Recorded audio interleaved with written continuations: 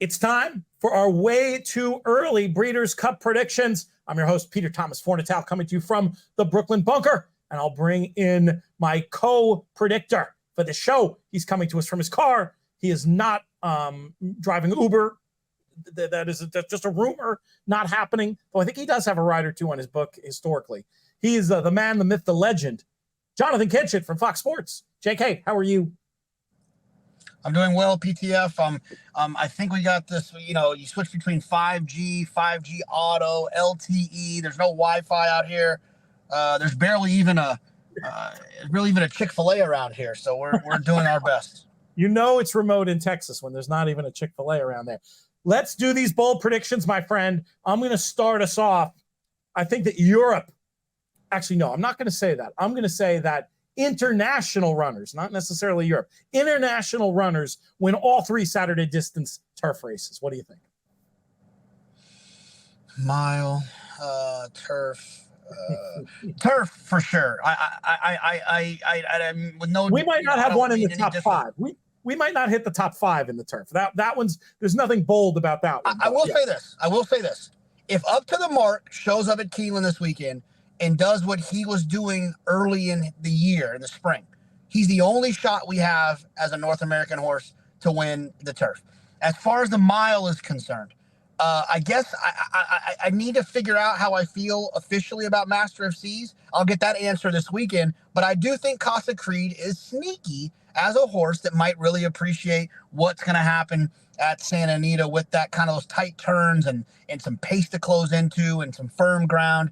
And as far as the filly and mare turf race goes, look, I think in Italian, I said it before, I didn't think she would lose a race this year. She did lose a race to White Beam in the Diana. I think she's outstanding as well. And I think the 1.25 miles, if she runs in that race, gets loose on the front end, a little bit like Day at the Spa for Chad Brown, I think she could be unbelievably dangerous for those Europeans or those not U.S. horses to try to run down. I'm going to disagree with you. And in fact, I think I'll give you one of the three races is going to be won by not U.S. contingent. I'm going to give the home team the other two. You make some good points about those two horses in particular. Up to the Mark, we'll learn so much more. In Italian is interesting. We've seen that movie before with Chad Brown with a speedster winning the 1.25 miles at Santa Anita. And in Italian, very big prices right now. Something on the order of 20-1, I think, for that race. Maybe there's some question if she might try the mile. Would you think she'd have a shot in there if she went to the mile instead of the filly and mare? Yeah, look, I mean, I think it's a pretty crazy price. I know that at one point Chad thought about maybe mile, but I just feel it depends, right?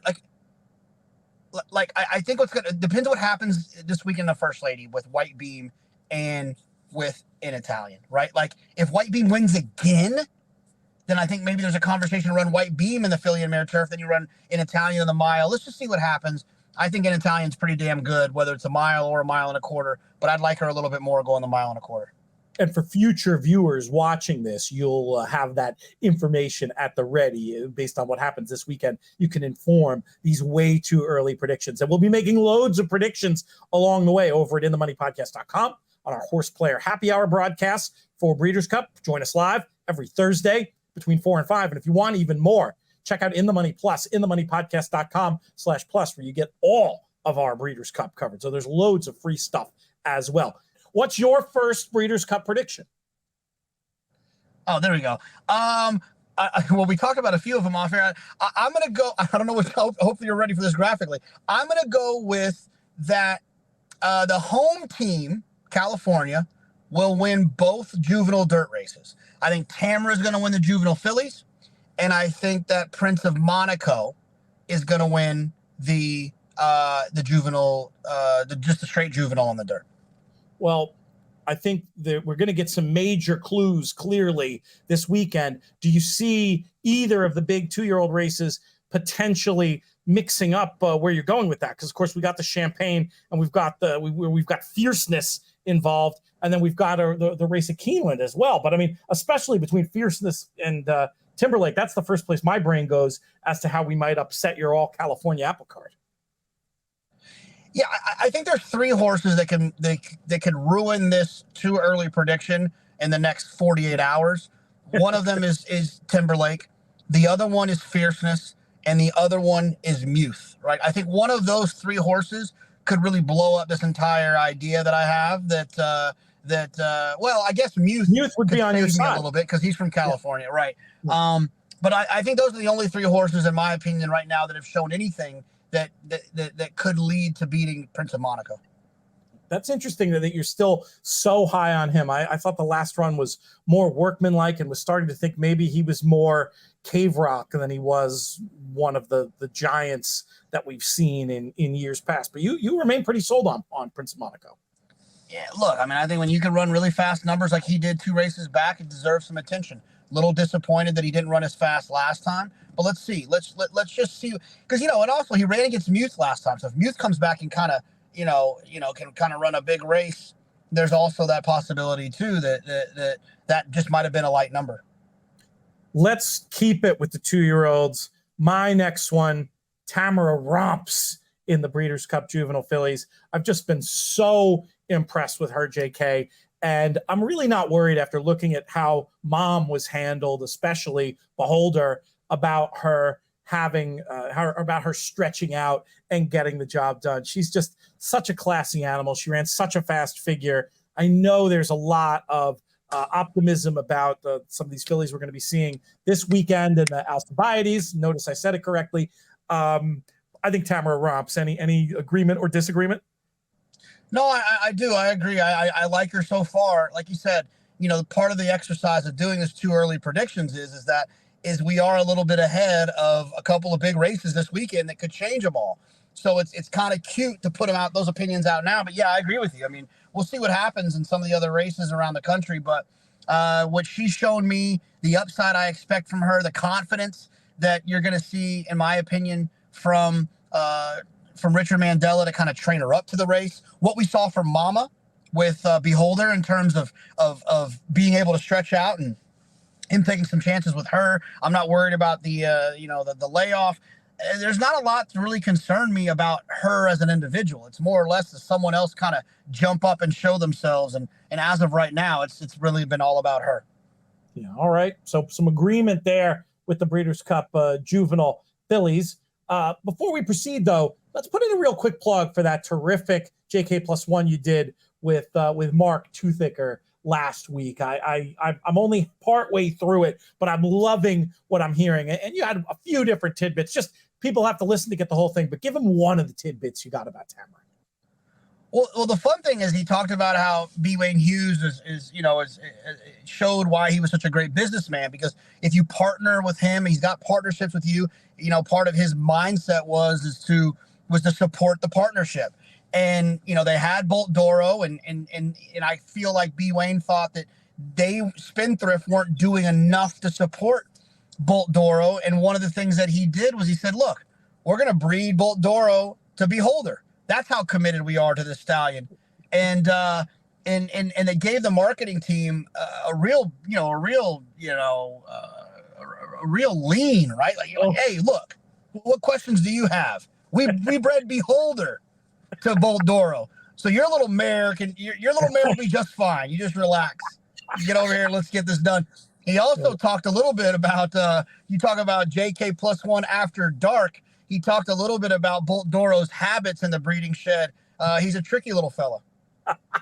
Well, we'll leave folks to investigate that on their own time. Maybe not safe for young ears, it sounds like, in terms of that one. Tamara, of course, named for the legendary B. Wayne Hughes' daughter, which is another indicator that they always thought this one was pretty good.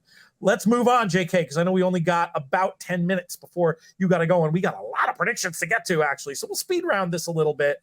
Let's go with you. Well, we already touched on one of yours. Let's make it official about your prediction about In Italian and the filly and mare turf.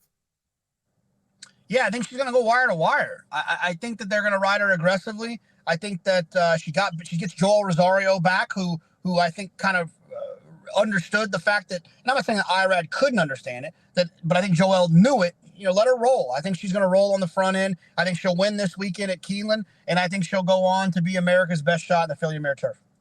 Let's keep it with you for your next prediction, DK. This one is about a repeat winner in a race that may end up closing out the Saturday card. That's something we got to talk about at some point on another one of these shows, is the order of these races vis-a-vis the Breeders' Cup Betting Challenge, which is definitely going to go to the end of the card, but it's still not certain what those two races are going to be after the Classic. But this race is a prime candidate for it. I think Elite Power is going to win the sprint back-to-back years. Look, I picked Gunite last time going 7 furlongs at Saratoga. I think that the 7 furlongs fits Gunite's profile a little bit better.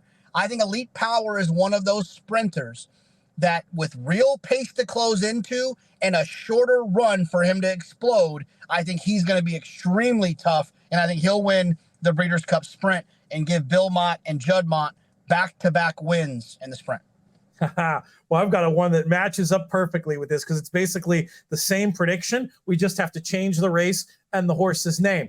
How about Cody's Wish going out an open-length winner in the Breeders' Cup Dirt Mile? I know he didn't necessarily look like he was back to his best form when last seen, but I think there was a change of plans made after the Whitney. I think we got back to classic Bill Mott with a target from there, and the idea was really to use that race to bring him on and then just let him give all he has and give us a fairy tale ending. Not the fairy tale ending necessarily that we horse players wanted in terms of really wanting him to win at the mile and the quarter, but still, with the whole story behind this horse, everything he's accomplished, if he can go out an impressive winner, what a great final chapter that would be to this career. Are you seeing it with Cody's Wish? Yeah, look, I mean, to be quick and brief, I think that he ran better than it looked on paper last time. I forgive him for the Whitney. And I think when, in the situation last time is he got the worst trip you could possibly get. And he still was able to pull it off. I understand where people are coming from. It really is price dependent from a betting standpoint for me, when it comes to Cody's Wish. But I do believe that he is the most likely winner of the race. 7-2 right now in the international markets is longer than I thought he would be, JK. I mean, there's no way he's going to be that on the day, is there? No, not with all the features that they'll run and people getting excited about him, and you get the fans on side, and you get them working well, and you get a kind of a field of horses that don't overly inspire. Yeah, I think he'll be shorter than that. I'm going to do my next one in the Breeders' Cup Philly and Mare Sprint, and this is 3 in a row predictions of back-to-back winners. I think Goodnight Olive's going to win the Philly and Mare Sprint, JK, and it's certainly no offense at all to Echo Zulu, who I think is incredibly talented. I think will go here. This isn't a cheeky prediction about her going to another race. I think she'll go here. But when I rewatched the race from Saratoga, Goodnight Olive ran so well, having to do her own dirty work. I've got to think in the Breeders' Cup Philly and Mare Sprint, she's going to be able to just run her race. I think it's going to bring her forward. I think she can win. I like your point. I like what you're trying to say here. I don't really have an argument against it. You're right. You haven't said anything that's wrong yet. The only thing I will say, give me a few minutes. There's a small chance that Echo Zulu's a freak. Oh, yeah. And if that's the case, it doesn't matter what happened. She'll just kind of keep beating Goodnight Olive. If she's not quite to the freak level that I predict she might be, then I agree with what you're saying, that Goodnight Olive did do all the dirty work and could turn the tables. You made a great point off air about the 6 furlong, 7 furlong difference between horses and what kind of horses end up running in the Philly and Mare Sprint as a result. Yeah, you'd like to think there's probably a no-hoper speed type that's more of a 6 furlong horse that's going to run in the Breeders' Cup Philly and Mare Sprint and could be a problem for Goodnight Olive early. I mean, I'm sorry, for Echo Zulu. But Echo Zulu's professional. I mean, she'll sit off a horse. She doesn't have to make the front end. Yeah, it's a fair point. It's going to be a great showdown. I really hope Echo Zulu turns up here because I think that makes this a really, really interesting race. I mean, granted, wherever she goes, her story will be so good and it'll add to any race she goes in. But I feel like this race in particular, we could really bill as a heavyweight fight and have some fun with. Where would you go if you were the connections of Echo Zulu? Oh, 1,000% I would run in this race. And it's not even close. I'd keep her in training next year, and I would target the 2-turn races next year. She's a champion already as a 2-year-old. If she wins the 7 furlong race this year, she'll be a champion. And then you could go on and make her a champion as a 2-turn horse. I mean, what kind of page would she have in that situation? A 3-time champion as a 2-year-old, a sprinter, and an older distaff type. Wow. Forget it. Speaking of distaff types, your next prediction had to do with the Breeders' Cup distaff.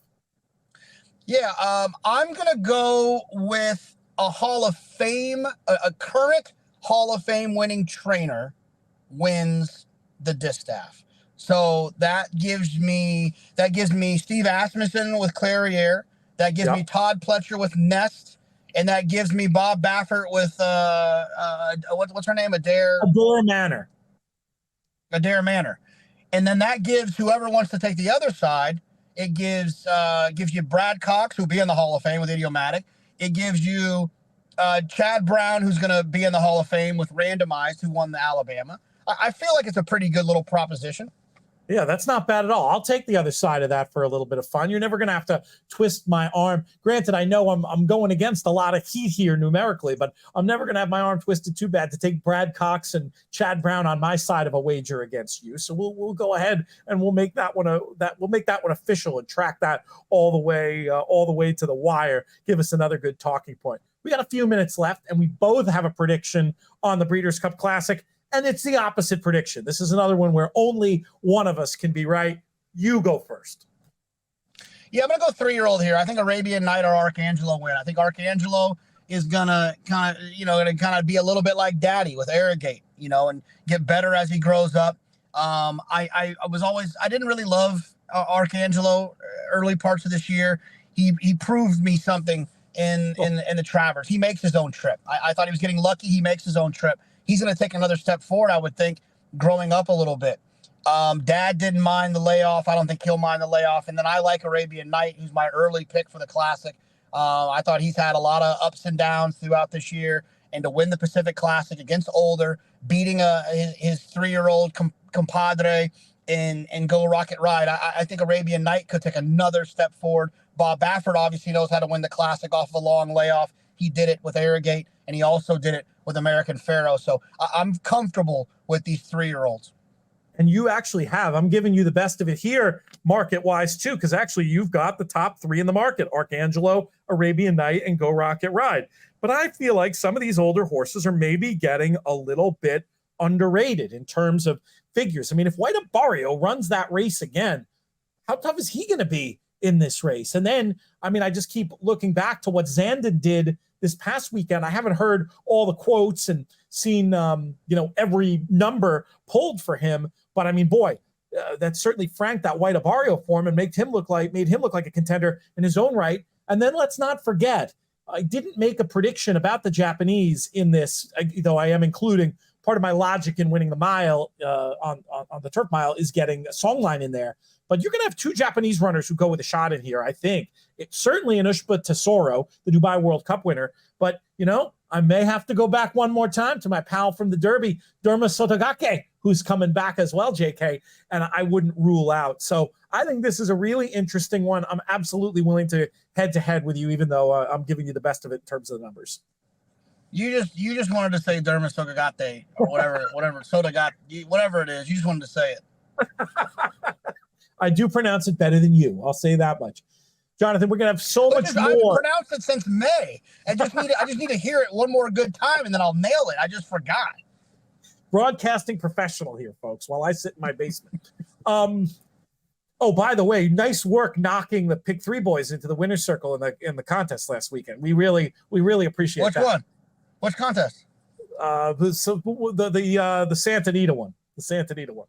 Anyway, I don't want to talk about them on these airwaves. I made a mistake by bringing that up, but sometimes I just spitball and I can't help it. We've got so much more coverage coming up elsewhere on the In the Money YouTube channel, live from 4 to 5 every Thursday. We're going to be doing Horse Player Happy Hour and InTheMoneyPodcast.com. What a great place to go to get free analysis from different tracks all around the country, and a ton of extra Breeders' Cup stuff, especially on the plus side. Best thing to do, sign up for our free newsletter in themoneypodcast.com/email. Keep track of all of it. JK, get where you want to go, and we'll be talking soon.